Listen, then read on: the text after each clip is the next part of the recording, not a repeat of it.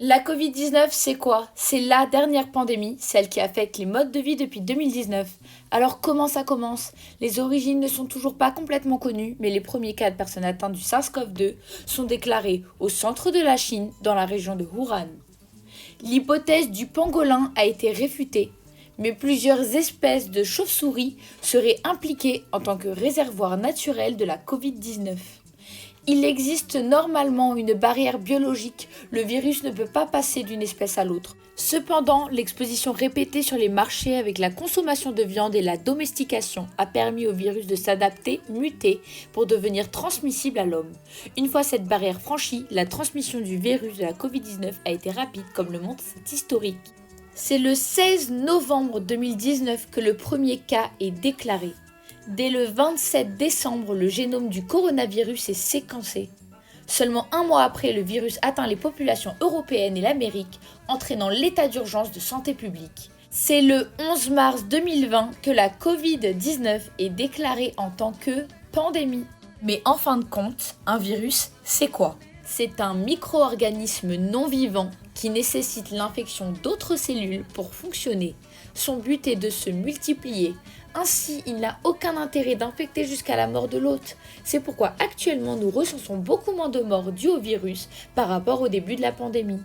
Il doit se multiplier tout en gardant son hôte en vie. Le coronavirus ou SARS-CoV-2 fait partie de la famille des Coronaviridae. Il fait partie des virus enveloppés et sa capside est hélicoïdale. Son génome est constitué d'un ARN simple brun et possède 4 protéines de structure. La protéine S, dite Spike, est une protéine de pointe, c'est-à-dire la plus externe. Elle est caractéristique de ce virus et elle joue un rôle essentiel dans la liaison et la pénétration de ce dernier dans nos cellules. La protéine E, qui est la composante principale de l'enveloppe virale. La protéine M, associée à la membrane. Enfin, la protéine N, associée, qui enveloppe et protège l'ARN viral. D'ailleurs, savez-vous ce qu'est l'ARN messager? L'ARN est une molécule constituée d'un enchaînement de nucléotides. Dans la cellule, un système permet la lecture de l'information codée dans l'ARNM et la convertit en protéines, tel un manuel de construction d'un objet. Mais alors, comment le virus peut infecter nos cellules? La protéine Spike, S, se fixe sur les récepteurs membranaires nommés ACE2, présents sur les cellules de tissu respiratoire, digestif et cardiovasculaire. C'est ainsi qu'il rend l'humain malade. Le virus va pénétrer dans nos cellules, puis son ARN génomique va être décapsidé et va pouvoir se répliquer. Les protéines structurales vont pouvoir être transcrites puis traduites. Des nouveaux virions vont s'assembler puis être libérés afin de reproduire le processus. Vous entendez parler de variants de la Covid-19, mais savez-vous à quoi ils correspondent? Les variations importantes vont être retrouvées au niveau de la protéine Spike. C'est à partir de ce phénomène que les variants alpha, bêta, gamma et delta sont apparus. Le variant alpha, apparu en 2020 au Royaume-Uni, conférait au virus un niveau de contagiosité supérieur au virus d'origine. Le variant bêta, apparu peu de temps après en Afrique du Sud, neutralise les anticorps et facilite la réinfection du virus. Puis suit le variant gamma en 2021 apparu au Brésil qui est à peu près similaire au variant bêta. Enfin, le variant delta en 2021 qui provient d'Inde a un niveau de virulence et de contagion supérieur aux autres. Aujourd'hui, c'est le variant Omicron, apparu dans plusieurs pays fin 2021, qui est majoritaire. 99% des personnes qui ont eu le virus possèdent ce variant. On dénombre 30 mutations dans Spike qui ont pour conséquence une infectiosité accrue, car la fixation de Spike n'est plus spécifique que d'un seul récepteur membranaire. Il existe 3 voies majeures de transmission de la Covid-19, par gouttelettes et aérosols issus d'une personne infectée, ainsi que par contact direct. Ces voies de transmission peuvent s'effectuer sur une distance de 2 mètres entre les individus. Lorsque le corps humain est exposé à un antigène pour la première fois, il faut du temps au système immunitaire pour produire des anticorps spécifiques. Les vaccins contiennent une version affaiblie ou inactivée de cet antigène, voire une information nécessaire pour inciter le système immunitaire à réagir autant qu'il l'aurait fait lors de sa première rencontre avec le réel agent pathogène. Ainsi, lors d'une prochaine rencontre avec le virus, le corps est armé pour y répondre plus rapidement et de manière plus efficace. Les vaccins à ARN contre la Covid-19 possèdent les mêmes composants de base que les vaccins à virus entiers, qui sont plus connus par le grand public.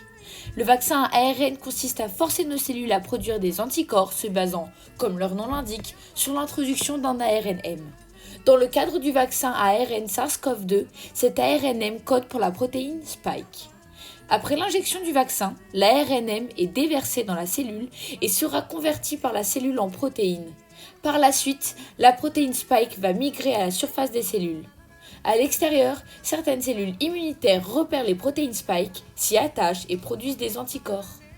D'autres cellules interviendront pour la mise en mémoire.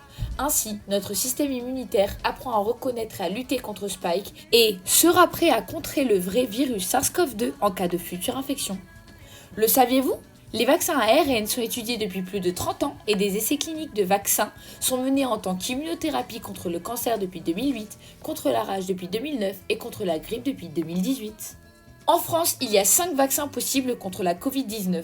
La recommandation du vaccin à faire pour chacun est principalement motivée par l'âge et par le taux de protection. Ainsi, les 2 vaccins les plus recommandés sont les vaccins à ARN Pfizer et Moderna, sauf en cas de contre-indication spécifique, car ce sont 2 vaccins qui ont de très bons taux de protection contre la Covid-19. En temps normal, la procédure de mise au point de vaccins se déroule ainsi.